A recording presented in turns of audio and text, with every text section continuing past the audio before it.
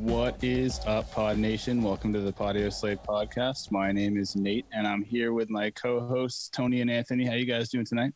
Yo. Feeling good, feeling great, feeling great, feeling good. How are you?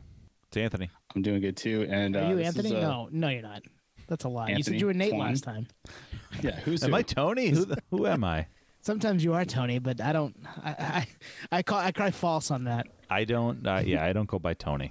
So, which actually makes this easy-ish. It does, yeah, right. Easy-ish for us. I mean, it's like the Spider-Man meme, like who's who? Anthony, yeah, exactly. Tony. Exactly. We have a guest on that's never met us. They're like, you're Tony. I don't know what's going on. You said Twan. Wait, what's going on? Who the fuck is Twan? That kind of reminds me that this is the first time in a long time that it's just us three. We had kind of a home run after home run after home run with some guests on here. That was a lot of fun. It really was, man. We had, going back to episode 70, Peanut of the legendary 311. And I mean, Peanut himself is legendary bassist. Yeah. That was wild. And, go back and listen to that one. It's a great episode. They are getting real close now to kicking off their tour, which we're all going to see in Portland, Maine here in a few weeks. So that's exciting. Check out episode 70. And then episode 71, we had author Jameson Ketchum. His book came out about a couple weeks ago now, actually. And go check that out, Name Dropping. And that was, I really enjoyed that conversation because he fit in with us like it was somebody we'd known for years and we'd never talked to him before. So that one felt really comfortable and fun. And then last week, the Wheel of New Metal returns with our friends from The Itch. We went on their pod for their season finale a few weeks back to talk about Jimmy Eat World's Bleed American.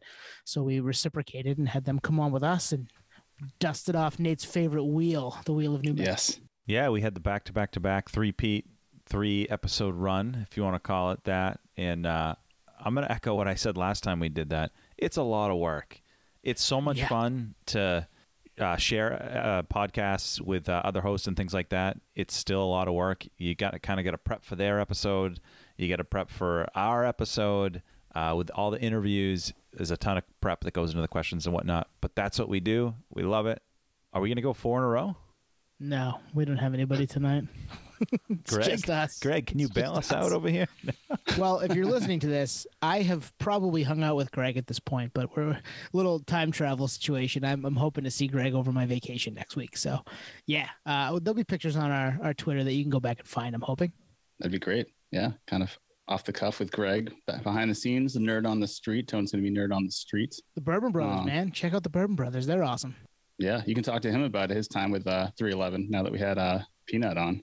Different stories from different perspectives. I know, it's great. We did. Round 2. Yep. Round 1 was Club Hexam. Yep. And that was what? 50, 60, what episode was that? 40-something. 46, 47, something like that. The touring one? Oh, no, it was the one before that. Oh, the touring one was 64. Yeah, it was the one before that. Oh, shit. Too many times. I can't keep up. Yeah, he'll be back for number 4 soon, I'm sure. So that got me thinking.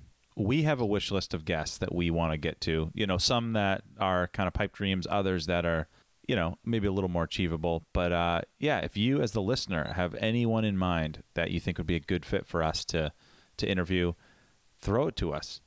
Maybe it's someone that we just haven't thought of, or maybe it's someone we don't even know and we're intrigued by it. So throw it at us. We're down for that. We're down for the cause. Yeah, no, I agree. I mean, that's why those last 3 interviews we just had were kind of shows our versatility, right? Doing a podcast with another fellow podcast, and then Peanut of a heavyweight band that we've all been huge fans of from back in the day, and then the author too, Jameson. So we're down to talk to anyone, and everyone has someone that knows someone.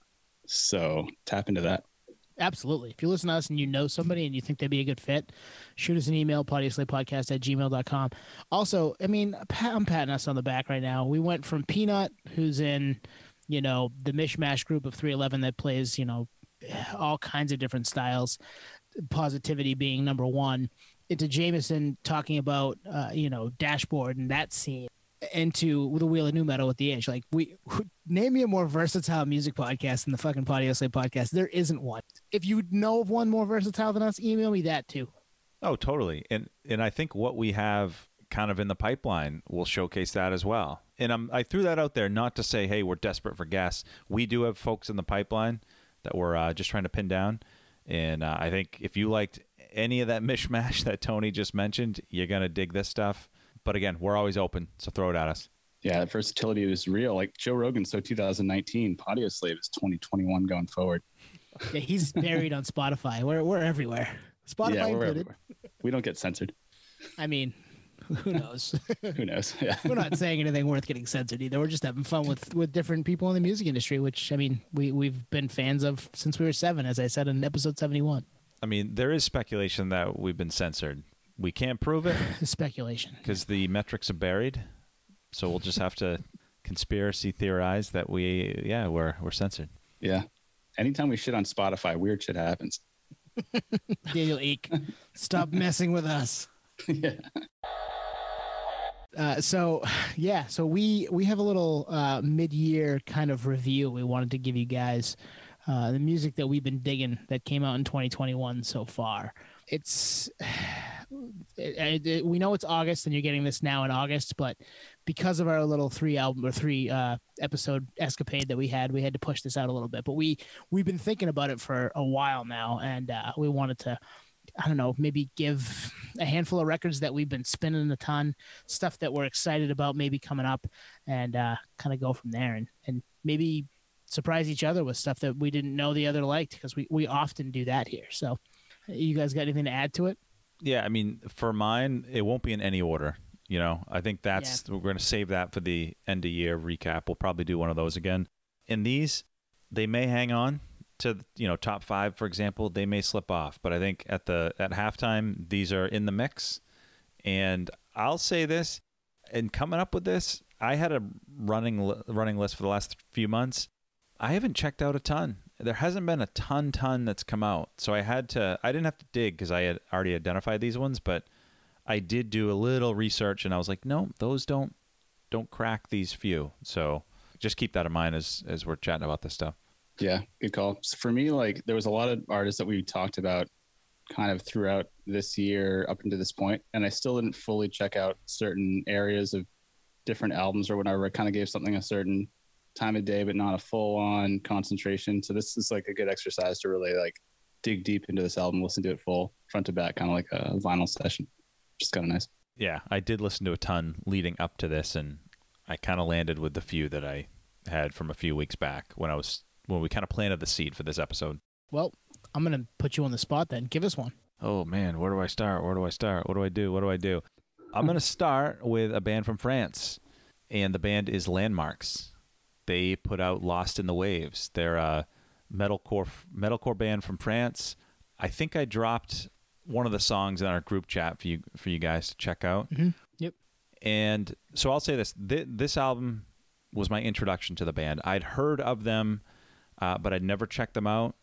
And then recently I saw them on a couple festival lineups. So I was like, all right, I remember the name. And the spelling's a little funky. It's Landmvrks.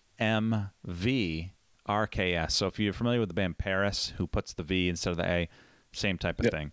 It does make them stand out. Kind of drives me nuts. I'm not going to lie to you. Yeah. Well, I mean, it's like, do I pronounce it Landmarks, or do they intend? Yeah, Landmarks. Yeah, Marverse, or Perverse, or Purvis. Yeah.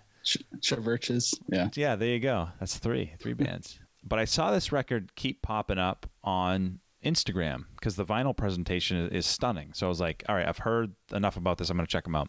So if you were to ask me what this album sounds like, and I have not checked the back catalog, but this album, it's if Knocked Loose, A Day to Remember, Vanna, and Linkin Park just had a love child, which it sounds like it shouldn't work. I mean, some of those bands are closer than the others. Linkin Park's obviously the outlier, but there's some big-ass Linkin Park type choruses on this album that it works. So have you guys, I have a little more, but have you guys checked this out? Not yet, just that song, and it was a while back that you sent it, so I'd have to listen to it again to refresh my memory, but I do remember you sending it, and I remember being upset about the spelling. I mean, I'm not upset, I'm mostly kidding, but it does kind of make me, that aesthetic kind of bothers me, and I don't know why. Same thing with Paris, same thing with Traverches. It just makes me want to say the name wrong, which kind of drives me nuts. Like, I'm glad we don't have a V in Audio Slave upside down, Yeah. It wouldn't make sense. Yeah, we're older now, so like a backwards R in Corn is like for us, we're kind of we're used to it. But if you're older at the time, you'd be like, "The fuck, man! The backwards R is annoying as fuck." We survived new metal. Just listen last week, and we embrace it.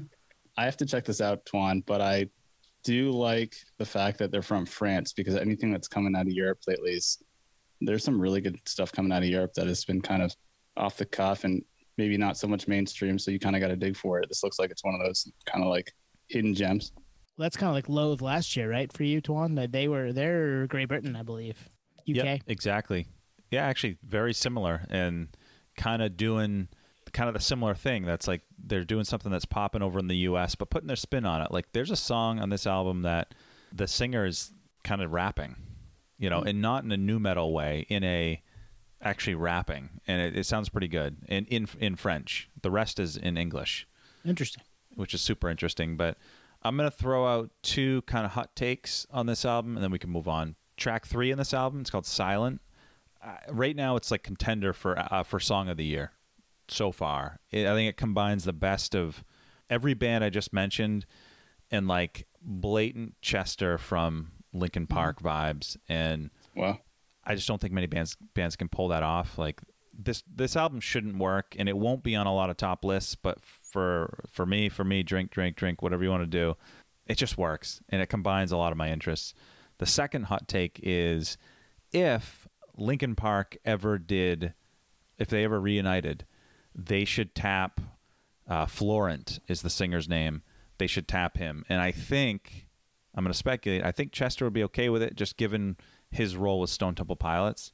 But I'm telling you, listen to this album through that lens, and I think you'll appreciate it. Nice. Nerd homework. I love that stuff. Yeah, that's cool. I had one question, though. How long has the band been around? I want to say early 2010s. I don't know for sure. Okay. I'd say 7 or 8 years maybe. Nice. Although they look young, so. This is the first one that kind of popped off for you? Yeah, like I said, just heard the name. I guess more seen the name, because the V does stand out. I'll give them that. But yeah, first one that was on my radar. Nice. Yeah, the reason I ask like how long they've been around is it sounds like just the way you described it with the Linkin Park thing. Like there's a new like wave of bands and sounds that are coming out that are like kind of taking the torch, from bands that have been kind of like holding the crown for such a long time that someone has to pass it on at some point. So this looks like it might be one of those bands to have another 30-year trajectory. I think they're like 6 years old. Yep. Is what I. Yeah. Okay. Nice. Yeah. What I think. So they had a release in 2016. It might have been just an EP. Yep. What label are they on? Anything over here? Or are they? Yeah, it is. I recognize the label. Maybe not. A Rising Empire, I think was the name of it. But I thought it was something else I recognized, but I could be wrong. Oh, Sharp Tone. That's who I remember. I think it was a previous album. Good one to start us off with, because it gives me homework, which I always like, and I mean I'll definitely peep that here in the next couple of days. Do you want me to go, Nate, or you got one? Yeah, I got one ready to go here. This is what I was alluding to earlier with some music that we had kind of, we riffed on a little bit, but we didn't really go too deep on. This guy passed away. We did a tribute for him, DMX. His album Exodus, I never really actually gave the album much time of day after his death, because it did drop after he passed away, and it's pretty good. I gotta say, it's interesting to hear him come back with this album, and the songs that are on it are like almost like a throwback to the 90s all day, down to the special guests. He's got like Nas on there, Jay-Z, and and that song in particular that's with them is called Bath Salts, and it's a friggin' banger. It's a tight song. I think also interesting is that he actually did write this between 2020 and 2021. So this is a very relevant album in terms of like he was writing this during the whole lockdown, clearly recording during the lockdown. So it's almost like a snapshot of that era right before he passed away. Also very sad because we don't know the whole story about his passing, the struggles that led up to that. So this is kind of like a last, almost like I think we talked about it on here before, the Johnny Cash album. The last one he put out with Rick Rubin before he passed away. It was almost like, this is like, a goodbye album, even though it's just very much like a throwback album to his early stuff. So I was checking this out and it was like, all right, he went out, he went out the way he was supposed to go out, I guess. That's what I'm trying to say. The song with Bono is we've talked about on here when it was announced that it was going to happen. Yep. And I was surprised at it working. I remember listening to it and sending it to you guys and be like, this is actually low-key a banger. really kind of surprised that this works. I didn't think it was going to, but it did. That was probably my favorite song on that record when I listened to it. It's been a couple of weeks now since I spun it, but yeah, bummer. I mean, obviously that anything DMX, the way he passed, I think, heart attack or complications from doing some drugs, which wasn't ideal and probably not on purpose.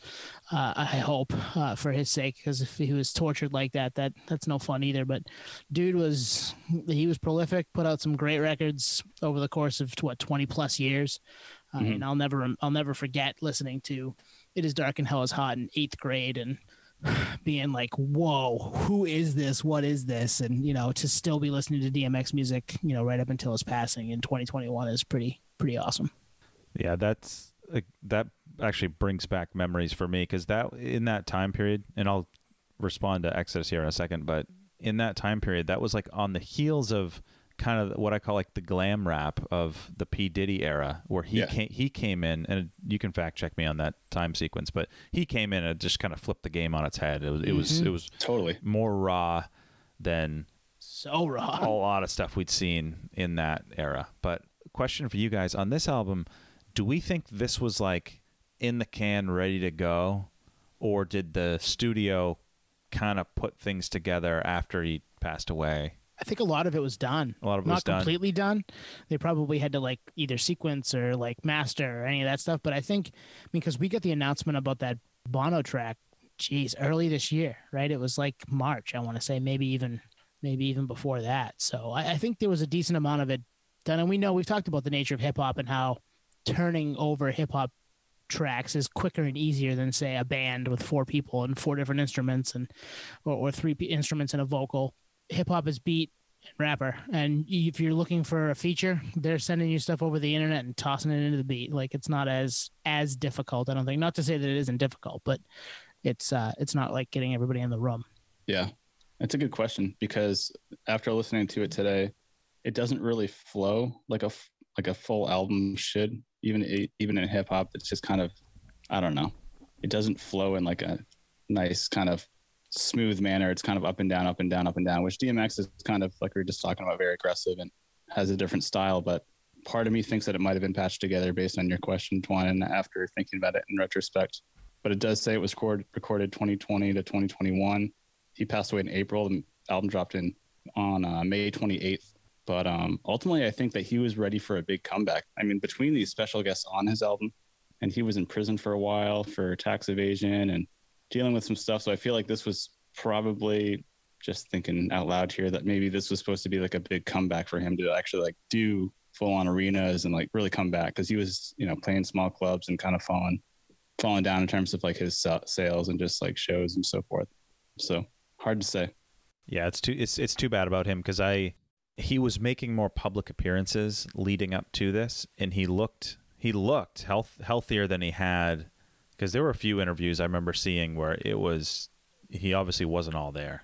And I know he came, I think we talked about this, he came through Maine, I think in 2019, and he had to have been in some reasonable headspace to perform, and I heard he was good. So I don't know how that all went down, but it's too bad. And unfortunately, I think he still had a little bit left in the tank. I mean, he was pushing 50 or pretty close. Yep. But I haven't heard this album. I haven't heard it. Well, the Bono song is a banger. And what was the other, Bath Salts, Nate? Bath Salts is sick, yeah. Yep. And it does have some pretty awesome features. Yeah, he passed away at 50 years old. 50. It's got the locks on it. Yeah. Felt like Bad Boy Street Team. Couldn't work the locks. Yeah. Speaking of Kanye, no, we're not going to go there because we're taping this before that it may have dropped and it probably didn't drop, and who the fuck knows with Kanye. We're both I think we're all excited for it if it did drop, but maybe we have thoughts on it now, but we're time traveling again, so we got to stop. Yeah, we'll circle those wagons later. Well, you'll hear from us about Kanye later in the year if Kanye did drop a record this year, so who knows? Yeah, and if you know someone that knows Kanye, we'll get him on the pod. Yeah, we'll talk to him. I've got one. It's an EP. It's 8 minutes long. I know Twan's going to know it. Turnstile. Oh, yeah. Oh, man. Talk about 8 minutes and being fucking awesome from start to finish, and you being like, play again. Yep, just going to play it again. I listened to it like no less than 7 times in a row when I first listened to it. It's, what's the name of it? Turnstile Love Connection, I think. Yep. Turnstile Love Connection. It is awesome. And I had never been into this band beforehand. I went back and listened to some older stuff and liked that too. But this is like exactly what I want out of a band like them. And I'm stoked. And they're putting an album out later this year, right? It's coming out in a couple of weeks. I think in August. Yep. Yeah. So a few weeks from this taping. And man, it's one of those things like, it's 8 minutes. I wish it was 48 minutes. Like, give me more and more and more of this. And I just couldn't get enough of it. And I will probably spin it 4 more times when we're done tonight, just because it's easy to listen to. Man, I'm shocked that I liked it. I'm not going to lie to you, because it just kept popping up everywhere. I was like, all right, I got to check it out. It's one of those things. If I hear it one place, I'm like, all right, radar's up a little bit. Then I hear it from somewhere completely different. I got to check it out. It's one of those deals. It's time to throw it on. It's time to give yourself, the chance. And this did not disappoint. And I'm stoked for the album later this year. If it's anything more like this, which I'm hoping it is, that's going to be a banger and probably in my top 5. It's a great way to promote too, to do that and then drop the full length after. It's just kind of get people warmed up on a cliffhanger. I remember when you sent it. Is this the one that has the quote "Reading Rainbow" vibes? I think so. Yes. Yeah. Yes. Right. That was a perfect time. You sent it at the perfect time. I had it in headphones and everything, and like fully absorbed. And like, I think I just had some coffee or something. It was like, what did I say? Like music reviews on coffee. It was like the first thing I listened to in the morning, because you sent that, and I was like, oh, this is probably the best way to review music, is like first thing in the morning coffee. There's no, distractions quite yet. And I'll check this out. So I am a man of my word. I'm starting to check out stuff that you send me. You are. We've shamed you into it long enough. I've turned in a new page. So this actually is on my list as a kind of an alternate, because I have 2 EPs, but I love it. It's great. I think it shows, like, on Time and Space, you can kind of see where they were going, even more from, was it Nonstop Feeling, the one before that, which had kind of, some songs have like 311 vibes, which I think I'd have to think of the EP before that, which you would not have seen coming from them given even earlier stuff, but it just works. And with Time and Space, they made the leap to Roadrunner, and it's kind of a callback to those mid-90s Roadrunner bands like Shelter, and kind of bands that were rooted in the hardcore scene but made the leap beyond that. And you can see an edge to this, but there's also some polish. In fact, I honestly can't remember the name. I'm not sure if it's there's a song on this EP, and there's only a few of them, that it reminds me of the intro to Limp Bizkit's Counterfeit. And you can at me if you hear this and you're questioning it. The intro, it's like, it's kind of a little bass with some funkiness going on. Yep. It reminds me of Limp Bizkit's Counterfeit. But great album. I'm looking forward to it. If you follow us on Instagram, we did a post where we had listeners guess the album, and it was like a quick cycle of albums. The only one people didn't get is Turnstile's Time and Space. No one got it. Yep. So I just spoiled it for everyone. Well, that was a little while ago now, so. Yeah. Great pick. I love this album, and my wife has seen them. I dragged them to see. I dragged her to see The Story So Far, and they opened, and they were great. Oh, wow. They were fantastic. Okay. Nice. Yeah. I dragged. I mean, this could be a whole segment. I dragged my at the time girlfriend, now wife, to Thrice and Animals as Leaders in Boston on Thrice's farewell tour, and she didn't know what the fuck to think. So, will they thank us later? Perhaps. Maybe not. I mean, they're still with us, right? So we're doing something right there. Yeah. Do it for the nerd. Exactly. Please believe me. This is good music. It's good for everyone. Either come with or I'm going anyway. So yeah, right. I'm going to go by myself. Yeah. It is a tough sell sometimes. It's got to be like, there's certain bands. In fact, maybe I'll go. Is it my turn? I can't remember.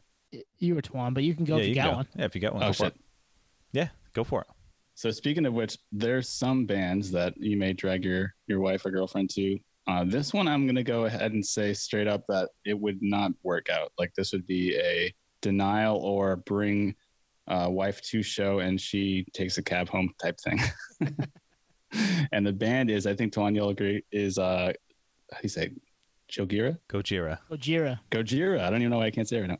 I listened again today for the first time in a long time, and kind of took me back to when I first played the album.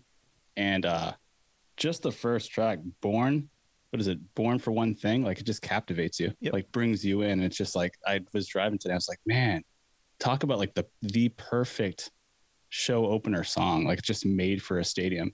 And after listening to the album a few times, I was like, man, this band may be bigger than Deftones by the time they go on tour. Like they're ready to just like explode. I feel like what I was alluding to earlier, like they're ready to take the torch to the next level.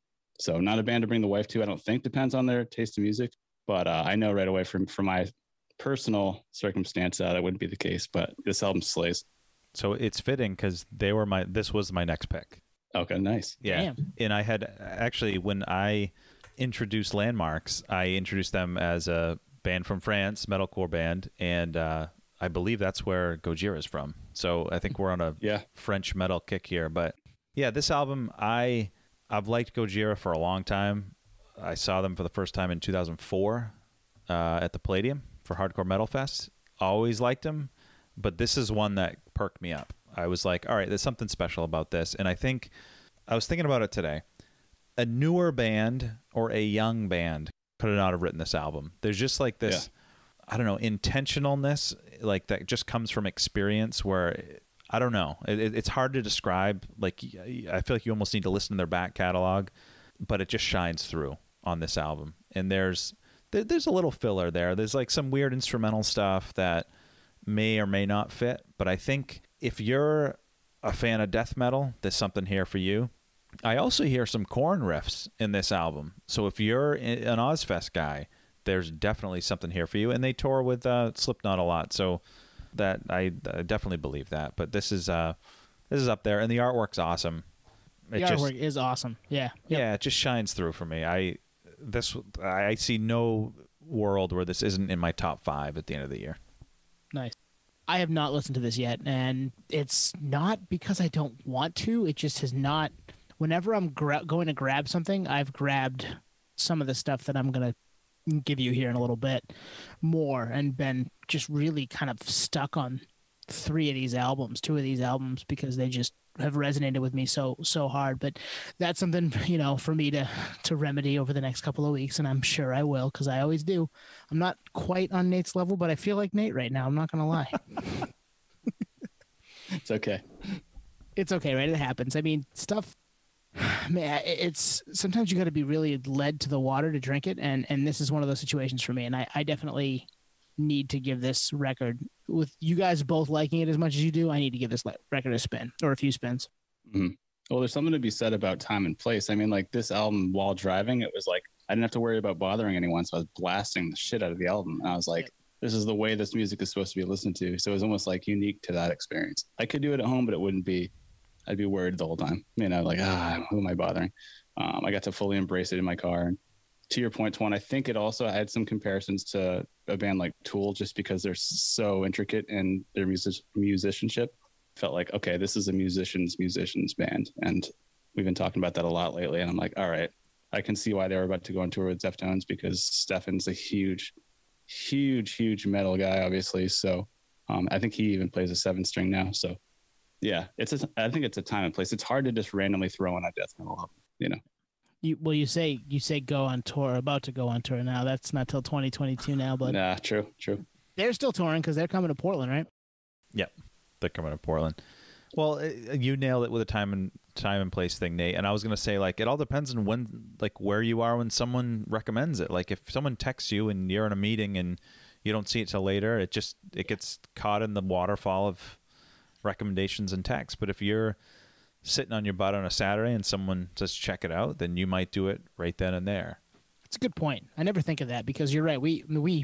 I'm sure many music fans, and if you're listening to us, you're probably similar to us in this respect. You've got group texts with friends, and stuff is just coming in throughout the day, and sometimes you just can't get to it until it's the right time. Yeah. And last comment about this album is, I think they're like 25 years in as a band, and I think I've heard most of their catalog.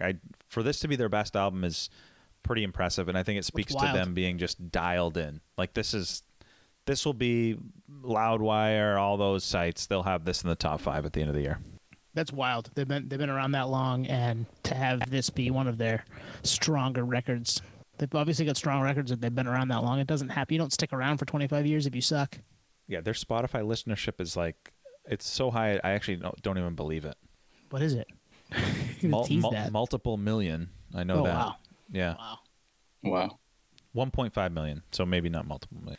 All right. So when Julian Baker's record came out in February, I listened to it a decent amount and really liked it. I liked the direction she was headed. It was a little more full than her first two albums, which are, the first album is really just her and a guitar, and her voice is so great it doesn't matter. You don't need much more than that.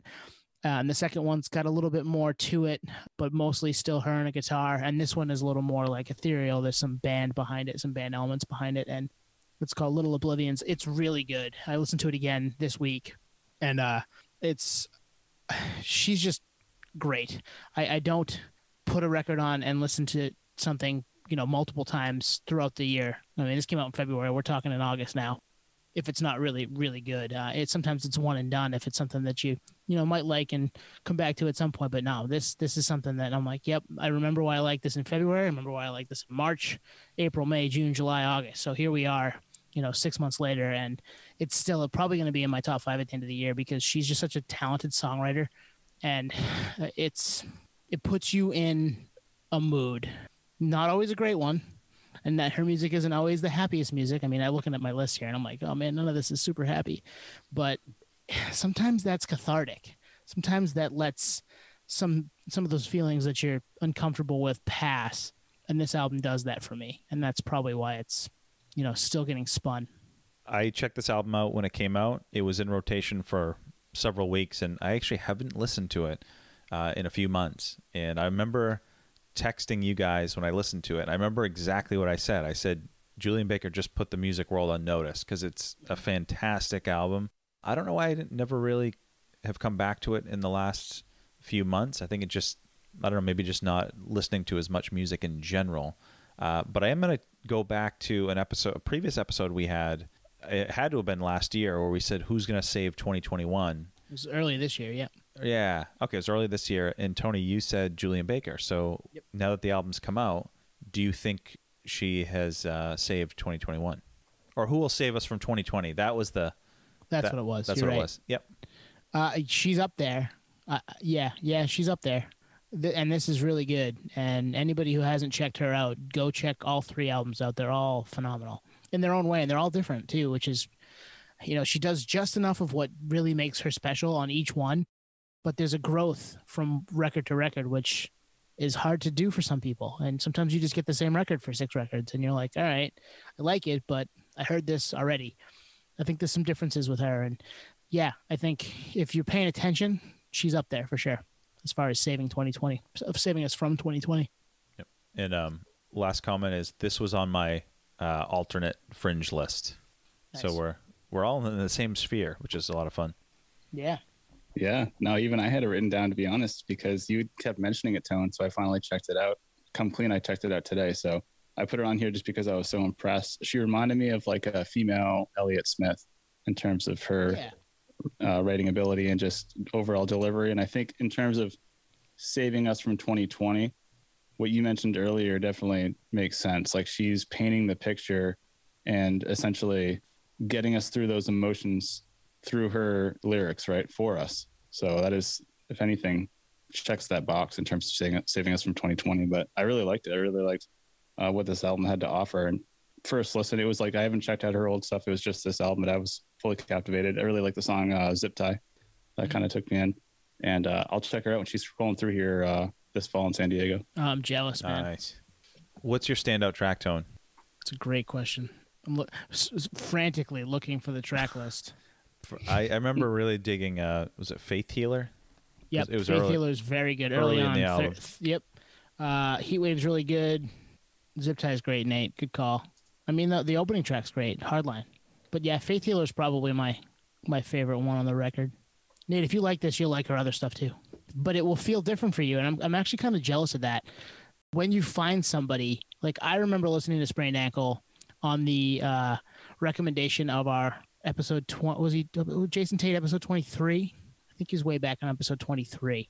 We had Jason Tate and he raved about Julian Baker. So I was like, all right. And I listened and loved it.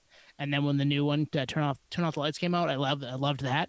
And to hear it from the progression of from start to today, whereas you're now going to go backwards, I'm kind of, I want to like live in your shoes and go the opposite direction and see what that's like. I'm happy you brought that up because it is like an exciting time to like get into a band like when they're killing it and then go back to the stuff that they were also very good at. That just is like an added bonus. Like, nice, now I get everything. And seeing them on tour, they're going to play that back catalog and the new stuff. So you're like, it's like that sweet spot when you find someone. I feel like that actually probably, for me at least, because I'm not a legacy fan like you, Twan, for Gojira, to just see them in their peak, basically, Yeah, and she has, I mean, this is going to come up with another artist that we'll probably talk about here, but like, I think universal appeal. Mm-hmm. I think wasn't she on like 6131 Records? Like that was predominantly a hardcore record label. I remember from back in the day, like Guns Up, I think was with them. Yeah. And it just, I think that's her kind of lineage. And so she's got that scene backing her. She's definitely in with the Pitchfork crowd, but also the Chorus FM crowd. Like how many bands can do that? I don't know. Not many.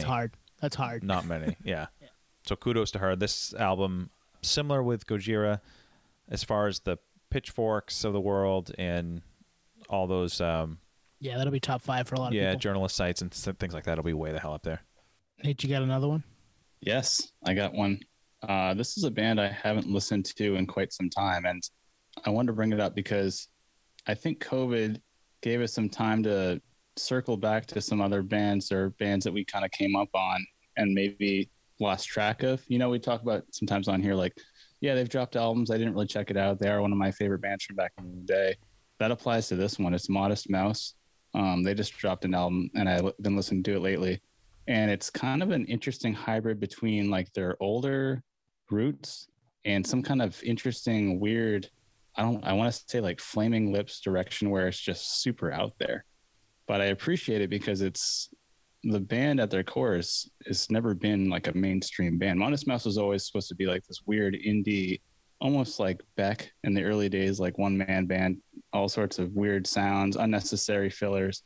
So this is what this album is, I think. It's called Golden Casket, and it's just a trip. The Flaming Lips comparison is really just because it seems like it's a concept album. There's definitely some weird storylines and Brock's smoker voice taking you on into these different directions. And it just kind of brought me back to like, oh, nice. It's good to revisit these bands because they still are relevant. And Modest Mouse they're from Portland, right? So Portlandia, very, very strange, but also very, detailed and just unique in its own right. So I've been checking this out, and got to say, it's probably one of their best albums in a while, but I got to say, I haven't listened to everything that's come out. But this one it seems like a standout album, like almost like a comeback album. Oh, wow. I have not listened to this yet, and I struggle with Modest Mouse sometimes. I mean, sometimes I love it, and sometimes I'm just like, nah, man, not for me. And hear you talk about this way, this might be a little more up my alley with them, but you're right. They are still kicking around, still, relevant, putting out music and being, on the forefront. This will be an album that a lot of people will have high to, I'm sure, at the end of the year because it's Modest Mouse. And the name alone is going to turn some heads. Like, I think they played Portland a handful of years back around maybe their last record release. And I really wanted to go to that, and I kind of wish I had because I'd never seen them. And looking back on it now, it's like it's another show regret. If I had seen them, I might be even more into them because that's happened to me so many times with bands. And maybe I'd have already checked this out, type of deal. So worth nerd homework is always good homework. So I'm excited to pop this on too. Glad they're still kicking around doing it. It's been a long time, 25 years at least, right? Yeah, has to be. Last album was 2015, so it's definitely been a hiatus for sure. So I haven't listened to this album. I've seen the cover, and it's a trippy cover. Like I can see the Flaming Lips kind of thought process with it, and it really lends itself to.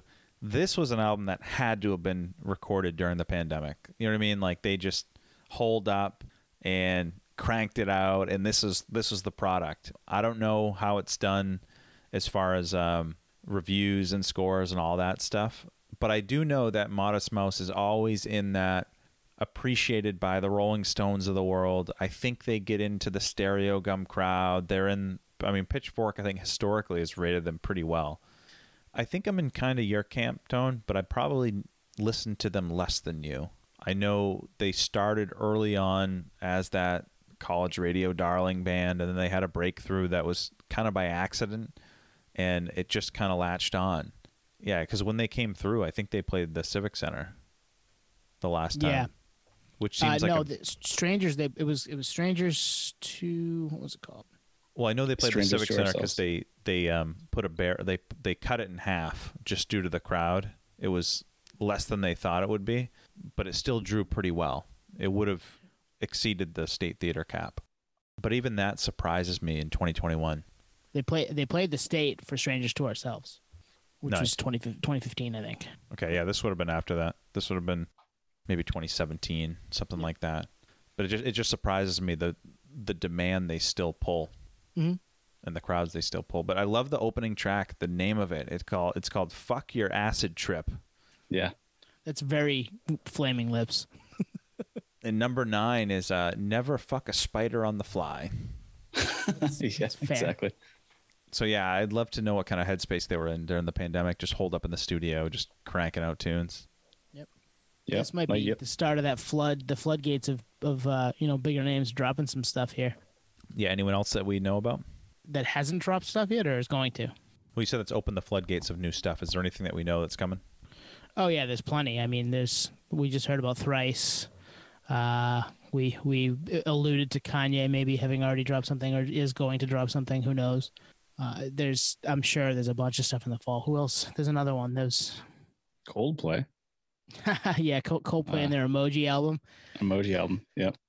That's very Coldplay. I mean, there's different ways. There's different ways to stay relevant. Coldplay always executes on what's the easiest way to market. So that's like a very target bundle mix CD release party, emoji style. I got a question for you.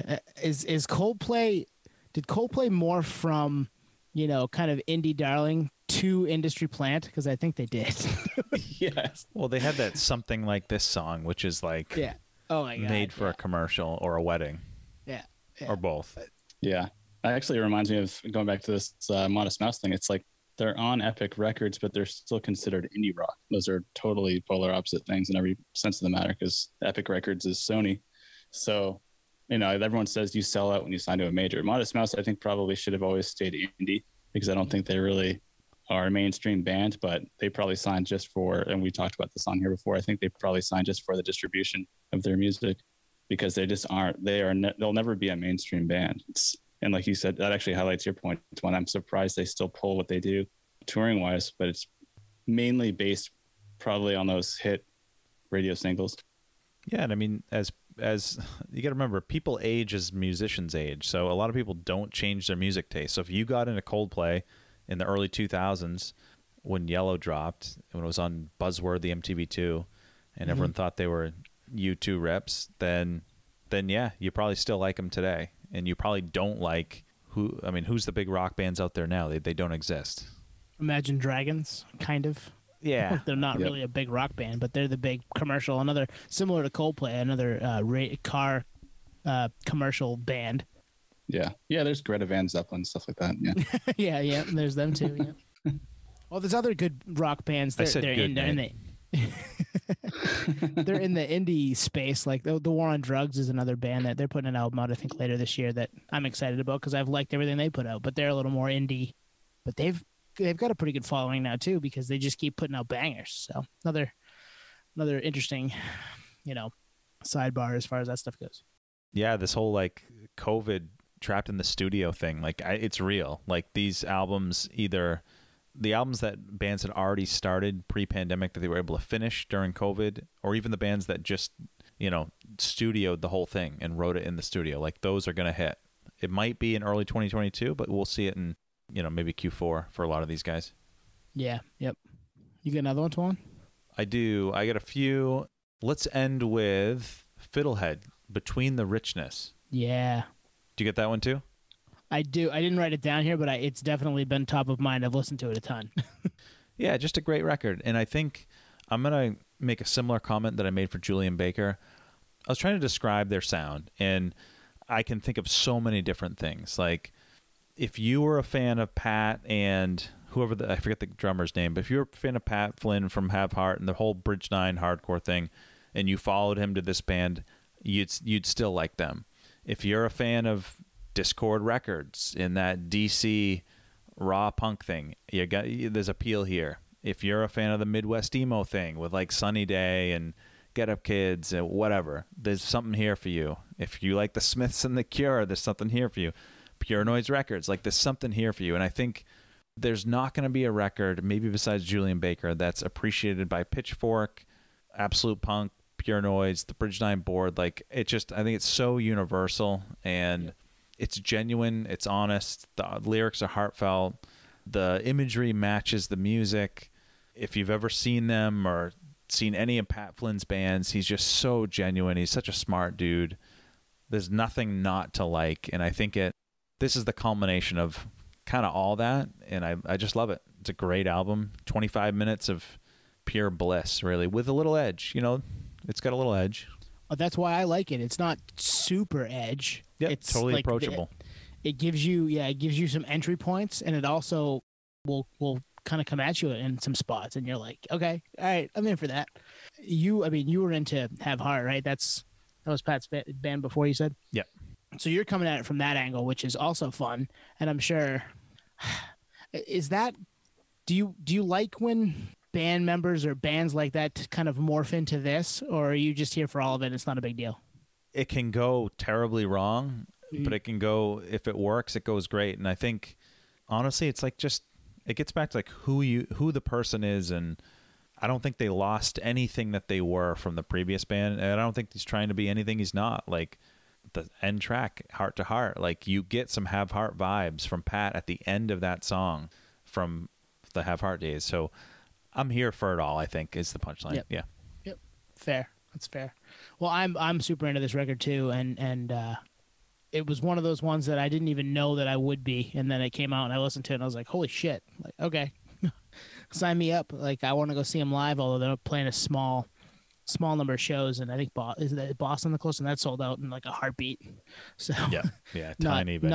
not gonna hit that one, but yeah, it's I see where a lot of people like this and can come from a lot of different angles, and you're right, it's similar to the Julian Baker talk we just had. It's a lot of places are going to find something about this record that they like, and it's very approachable at 25 minutes, and it's very approachable in sound, but it also will come at you in spots, which I like that shit. So yeah, there's something you said there that I think resonates, which is if it's approachable and there's some muscle memory in terms of like, the previous stuff, like Have a Heart, I think it's like kind of a win-win formula, because kind of going back to the Peanut 311 interview, it's like, as long as it has some positive connotation, I think everyone can gravitate towards that to an extent, given what we've gone through the last, 15 months or so.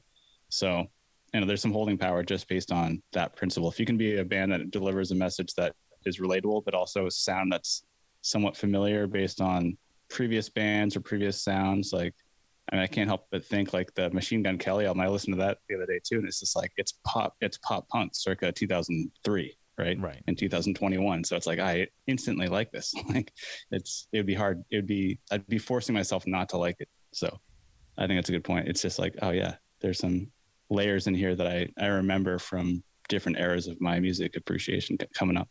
I think we're at a good age for that too, honestly.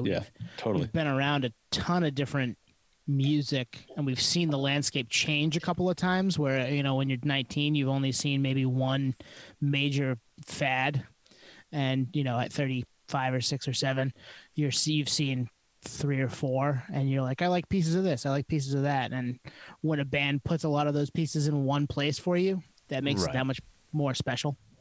Well, and also to piggyback on that, it's like, we don't care what anyone thinks what we listen to, or which maybe might not have been the case part of it too. at Yeah, 16. totally. You know, it's like, if you asked me when I was 16, if I liked the Smiths, I'd be like, no way. Like, what? You know what I mean? Yeah. And, as soon as I turned like 2021, it was like, wow, joke's on me, man. This is awesome. And then you just kind of expand on that. And we've talked about that same, Taylor Swift, for example. It's like, if it's good, it's Absolutely. good. And if you don't like it, that's fine.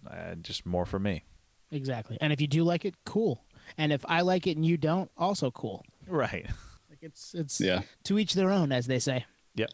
Yeah, it's the best time ever to be alive. If music was like the style of jeans, like my closet would have like Jankos for the new metal. It would have like bell bottoms for like the Zeppelin. It would have like skinny jeans for like, I don't know, whatever. The analogy king is back, baby. Yeah.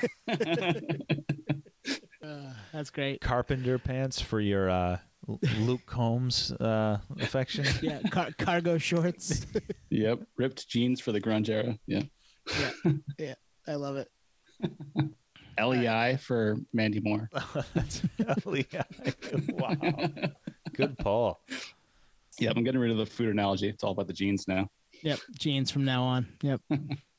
Where do the silver tabs fit in? That's what I want to know. Silver tabs is like Ricky Nickelback. Nickelback. Wow, I had silver tabs. Fuck you. Silver tabs is probably. What about Structure? What about Abercrombie and Fitch? Structure. That's like the chain smokers. Yeah. Abercrombie and Fitch is like the chain smokers. Yeah. All right, that was a tangent we haven't had in a while. That was a good one. Perfect. Throwback. The jeans analogy. That might, if we didn't name episodes pre-2, that would be a good one. All right, I got another one for you, and you guys, this will be a broken record to you two because you've heard me extol this band's virtues millions of times, but the new Manchester Orchestra is. If this isn't my number one at the end of the year, I don't know what came out, and I'm really happy that something else came out that beat it because this is going to be my number one at the end of the year. I'll be shocked if it's not. It is. I love this band. I grew up with this band. When Everything and Nothing dropped, is when I kind of got into them. Obviously, with I've Got Friends was the radio hit, as they say. I'm not sure how big it was, but they've spun it here in Portland, and that's how I got into them. And they've grown up as I've grown up, and the music has kind of facilitated that and sounded like that on the way through. And this is no different. In the last two records, I think Black Mile to the Surface and this Million Masks of God are both just untouchable. There's no breaks. There's a great song everywhere you look. There's a hook. There's a chorus that's great. It's just fucking phenomenal. And I love what this band has turned into. The last 6 or 7 months, they've been part of 2 or 3 of my favorite music moments of the year, and that's counting this podcast. So that's kind of cool because we've had some pretty awesome guests on this podcast that I never would have thought I'd talk to or we'd talk to. So, yeah, I'm a very, very large fan of this band, and this album does not disappoint, and I am so stoked to see them in Portland at the State Theater in October. So comment for me, I alluded to Silent by Landmarks as a contender for Song of the Year. I didn't mention this, but Heart to Heart by Fiddlehead, contender for Song of the Year. But also in the mix is Angel of Death, track 2 from this album. Yep. And Tone... You can probably understand this from the podcast, but when Tone's all in on something, he's all in on something. And he kept pushing this album. And I kind of fell in the Nate camp of like, I'll get to it. I've never really got them. Not that I didn't like what I heard. I just didn't spend enough time with it. Check the album out. In headphones is key. And you kept preaching that. Yeah. Get a good pair of headphones. Listen to this. Angel of Death is, man, that song... They could play a set of that, and I could just listen to them play a whole set of that song. Mm-hmm. Yep. It's up there. I forgot about this album, honestly, putting this list together. That was me with Fiddlehead, and it wasn't on purpose because I thoroughly enjoyed that Fiddlehead record. So, have you heard this one, Nate? Yeah, I checked it out too. In fact, when you got it on when you got it on vinyl, Tone, I really gave it a deep spin. Just because when you buy anything on vinyl, it has to pass like a certain test because it's kind of a big investment, and it's got to be kind of at least close to a full length listen through for it to be worth purchasing. So I was like, all right. So that kind of like made me a little bit more curious, and instantly listened to it in headphones. And I was a fan. I don't even want to say casual. I was a pretty big fan, but this album kind of brought me back. They've been out of the scene for, what was the last album before this? It's been a few years, right? Black Mile. Yeah. 3 or 4 years ago. And that record's untouchable. I love that record too. So if you like this one, go back and listen to that one. Not just you, Nate, anybody. Yeah. They do a great job of making very atmospheric sounds as a full band, and his voice is amazing. It definitely captivates you, similar to what I was saying with Gojira. Yeah, man, I love this album. I think it's amazing that bands are putting out albums right now that are front to back. So we are seeing that next kind of scene, that new decade of like, this is not even their debut album, maybe like a return to form or something like that. I'm not really sure how to word it for this band in particular, but just quality music is definitely coming out. I think that's a good theme that we're kind of alluding to here on this episode. 2021 is really just an interesting year in terms of, I don't want to say years previous were not as strong in terms of music output, but I think 2021 is definitely highlighting a strong point in essentially a new wave of music, both from legacy artists and new artists alike. That, you know, whether it was because of COVID or not is hard to really pinpoint, but this album is so solid that I'm like, all right, people are definitely putting their heads down and putting out their best work because there's no time to waste at this point. Like, let's put out a solid front to back record, and maybe vinyl has something to do with that. Like, if we're going to press this, it has to be a listen through.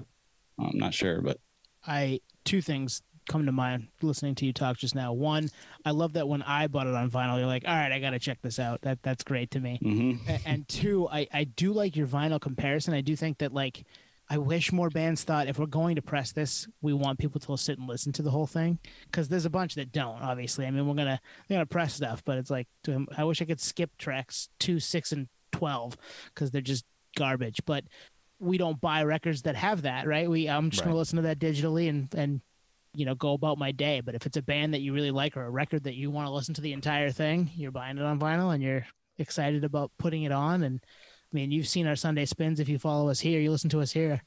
We love doing that stuff. So I'm in love with this record. I'm in love with this band.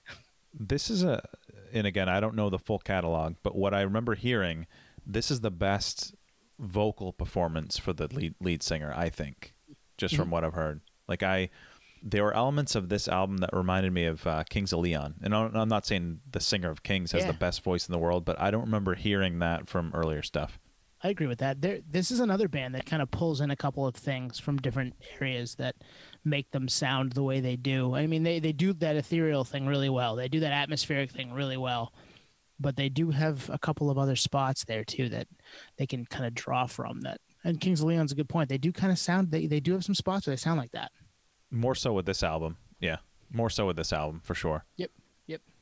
I was just thinking they're from Atlanta, Georgia, too. So maybe that vocal delivery has some comparisons to Michael Stipe. I know R.E.M. is from Atlanta. Maybe not. Maybe he's influenced, maybe not. But I do know that maybe that has something to do with that general, you know, geographic and that kind of singing ability.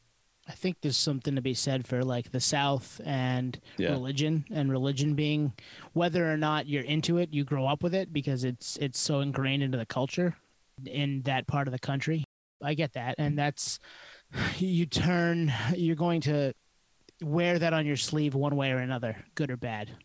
Great album. And I don't think I can go to the show in Portland just because of the timing of it, but the new songs would be fantastic in that house at the State Theater.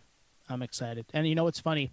I've told this story in the pod. I don't remember if it was with Rob when we had Rob on 17 or another time, but the only other time I saw them was August of, like, I don't know, 08 maybe. They came through for Me and Everything and Nothing. And the record, our buddy Brian was talking through the entire set, and it was a point where Andy was just singing a song with Andy, the lead singer, was singing a song with his acoustic guitar, nothing else on the stage, and it was quiet, and everybody was kind of into the moment. And our buddy Gleason wouldn't shut up, and the rep was with us, and he took his sandal off and chucked it at him. Well, I'm going to the show in October, and so is Gleason, so I'm really hoping somebody throws a sandal at him again. 13 years later, the other shoe gets thrown. The other shoe is going to drop. Yeah, the other October 2021. Oh man.